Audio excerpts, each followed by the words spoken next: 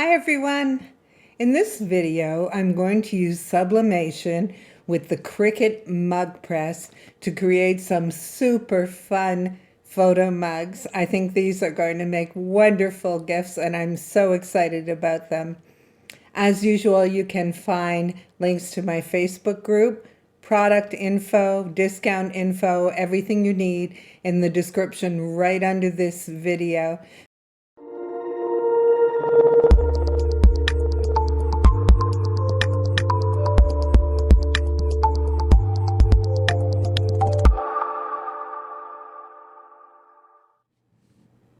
In Design Space, I'm going to be using the blank template that's offered by Cricut on the landing page of Design Space.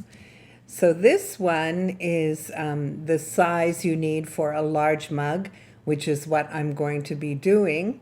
But I wanted to show you on one that I've previously done. I'm going to be using print and cut, so the maximum width I can use is 9.25 inches. The preset height of 4.25 is perfectly fine. We can use that. Another thing I wanted to show you is that if you set up your image and text, whatever you're using, before you resize it, you risk ending up with something that's distorted. So you want to make sure that you set your size for print and cut before you add your image or text or design. So I've selected the guidelines and the template together. I've grouped them. I'm going to unlock the size on my toolbar and I'm going to change it to 9.25 wide. That's the maximum width, as I mentioned, for print and cut. So we still have our guidelines and our boundary dashes. So we're just going to add our image and our text. I'll go to Upload. Whenever I'm using a photo, I like to upload it as pattern fill. I find that it works best that way because you can use the edit to zoom in and center and move it around. So I'm going to click Upload Pattern. I'm going to shrink my screen, get the image that I want to use, drag and drop it into Design Space. There it is, and now all I need to do is click Upload. You can't see it. It's uploaded to my pattern fill. I'm going to take a shape. And on this previous mug, I printed the shape 3 wide by 3.75 high, and I love the way it fit. So I'm going to do the same with this one. I'll unlock it. Change the width to 3 and change the height to 3.75. And that's exactly how I'd like to have it fit. I want to make sure that I'm not going outside my boundaries when I'm pressing and that it fits nice top and bottom. So that's a perfect size for my taste. You might want to make it larger or smaller. That's completely up to you. So we're going to our top toolbar, Operation. We're going to click on Print Then Cut Standard. Click on the Color tab, change color to Pattern, and we're going to see the image that we just uploaded, and there it is. It takes a second to enter the image on the shape. There we can see it. Now we'll go to Edit Pattern. I should have moved this down. Now we'll go to Edit Pattern. I'm going to make the image larger and I'm going to bring it down. I think I'd like to move it farther to the right. Let's try 100. There. Even maybe 125. Ah, that's nice. And to move it vertically, I'm going to bring it down -50. That looks nice, but maybe -70. Oh, I like that. So you just want to play around with the positioning, how it looks, see how you like it. I think that's cute. That looks pretty well centered to me, and I like the scale of it so that I've cut out a lot of the background. So let's just close that, and this is how my image will look. Oh, I like that. That's really cute. So this one I'm going to make for my grandchildren's other grandfather that they call Papa. So I'm going to text, and I'm going to use a font called Cartoon Script. I like that one. It looks kind of like a child's handwriting. And for this one, I'm going to write best Papa ever. I think that's cute. Okay, I'm going to ungroup it because I want to do the words separately. Group and ever. Group. So I'm going to make this a little smaller. Let's put it here. Maybe a little smaller again. Make this one smaller. We want to make sure that we're staying within that boundary, don't forget. Best Papa ever. Make that smaller. I'm going to make the Papa a little bigger. That's cute. Make it a little crooked. I like it a little crooked, like a child wrote it. And I'm going to get that heart that I used on the first one. I think it's really cute. So I'm going to Images. And I'm going to search for a heart. And see if I can find that one again.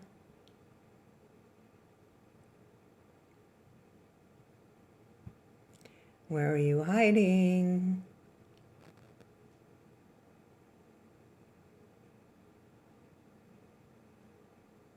Actually, I like this one. It's kind of cute. It looks hand-drawn. So I'm just going to take this one and shrink it down. And put it at the bottom. Yeah, that's sweet. Crooked. I like it to look like my grandchildren took a crayon or a marker and wrote it themselves. So that looks really cute. So now I'm going back to my layers panel. I'm going to hide those guidelines. I'm well within the boundaries on my template. I know it's going to press well and nothing will be cut off. So I'm going to hide the guidelines. Select all of this together, right click and flatten. And now it's ready to go to my sublimation printer. I'm going to hide this one that I did already. And this is the only one we're doing now. We're going to click Make It. Don't forget to mirror whenever you're doing sublimation or infusible ink. You want to be sure that you mirror, especially if you have text. You don't want it to print backwards. We'll click Continue.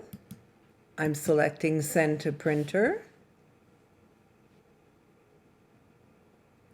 I'm going to choose my sublimation printer.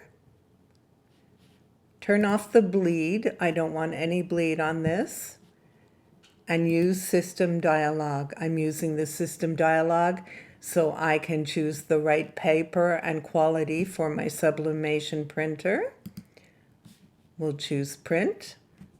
I double check to make sure I have the correct printer selected. I click on Layout, go to Print Settings. I like to choose Premium Presentation Paper Matte and change the quality to High Quality. I press Print. I'm going to be using my Cricut Maker to cut out this template because I want to keep the template shape. I don't want to just trim off the registration marks. With my koala paper, I like to choose medium cardstock, 80 pound. So I'm all ready to cut out the template. I'll just wait for my sublimation printer and I'll switch to my overhead camera so you can see the next steps. And we're back. I wanted to mention to be cautious that after you print your sublimation, before you cut it either on your Cricut machine or even trim the registration marks by hand, you want to make sure that it's good and dry. You don't want the rollers on your machine or your handprint to smear your text or your image, especially if you have some black ink on it. It might take a little longer to dry and you don't want to ruin it by smearing it. So I've let it dry well and then I've passed it through my maker. I'm just going to lift the part I need off of my mat. I have a little rough edge here, but that doesn't matter because that's not printed. It's just part of the template. I'll take this away. Okay, so this is koala sublimation paper. It's thicker than the laser paper that we use with the pens, but I still want to be sure that I'm protecting my machine. So I've taken butcher paper, folded it in half, so it's 2 layers, and I've cut it down to 5 by 9.5. I want to make sure that it fits nicely around my large mug and that it protects the inside of my mug press from any ink bleeding through. So let's pull this up. We're going to turn it on and let it heat up. Don't forget to prepare your mug. You don't want to have any lint or dust on it. Use a lint-free cloth or a lint roller like I'm using and just make sure it's nice and clean to receive your image. That looks good. I'm going to take my image and my template and fold it without actually causing a fold line in it. I don't want to do that. I'm just going to pinch at the top to find my center. That makes it easier to place it on the mug, but you don't want to fold all the way down and risk smearing anything if you happen to have a little tiny spot that isn't dry. And I'm just going to center it on my mug. That looks nice and centered. And it's not adhesive in any way, so you're definitely going to need some heat resistant tape to keep the image on your mug. Pull that over. Get another one. Make sure your image is really nice and tight on your mug so that nothing slips and nothing lifts. Going to put this one on. I use a lot of tape, but I'd rather be safe than sorry after it's pressed. So we'll add some more to the bottom. Another piece.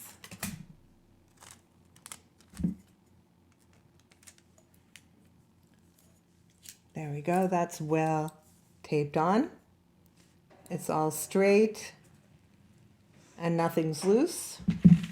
And now I'm going to add my butcher paper around. More tape.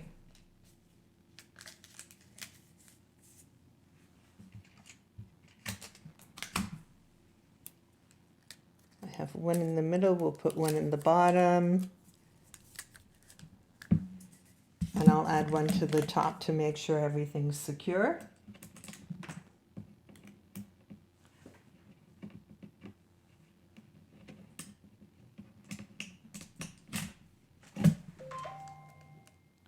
I always pre-cut my tape and I just hang it off my table so I can pick it up quickly. There we go.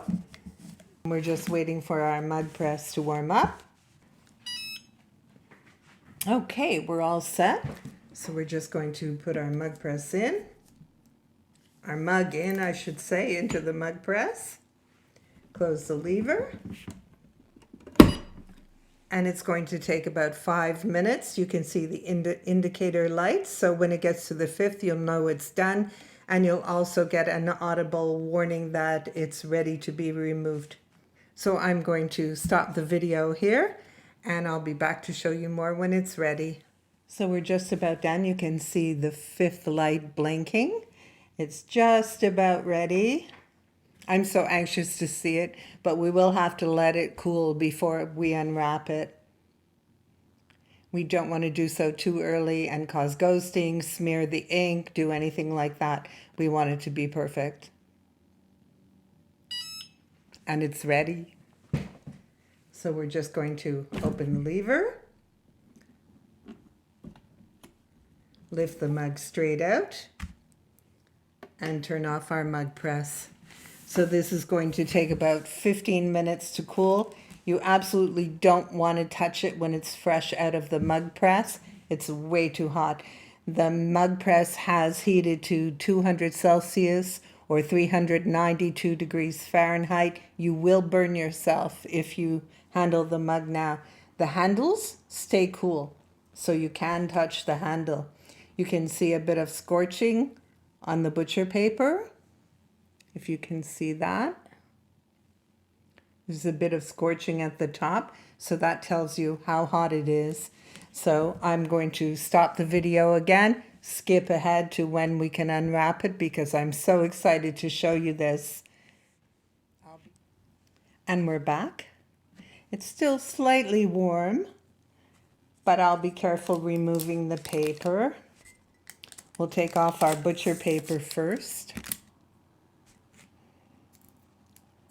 Lift that from the bottom.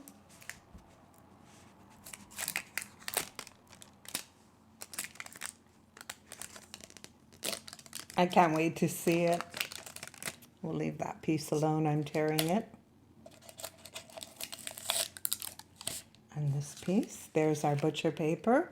So you can see on the inside that there's some scorching and there's some ink transfer. So you're never going to use this piece again.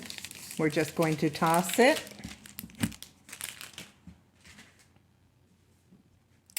I'm so excited to see how this one turned out. We'll remove our tape.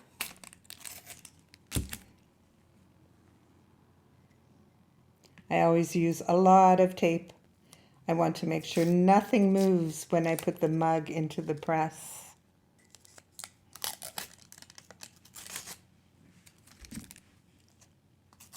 I turn my paper a little bit. That's fine.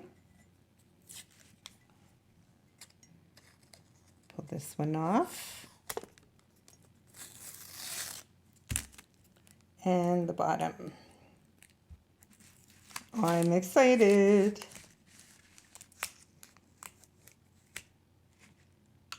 Oh, it's so cute. Isn't this great? My grandchildren's grandpa is going to love it. Isn't it terrific? Best papa ever. Oh, this makes such a wonderful gift. I'm going to fill it with some Easter grass and some Lindt chocolates and give it a nice cellophane wrap. And it'll make such a gorgeous gift. They are just going to love it. It's still a bit warm, so I'm trying to be careful lifting it to show you. Isn't that great? Best papa ever. So many of you have asked if you can do photo mugs with the Cricut Mug Press. Obviously, the answer is absolutely yes, you can. They turn out wonderful. I hope this video will help you create some of your own. Please post pictures when you do. I can't wait to see them. And thank you for watching.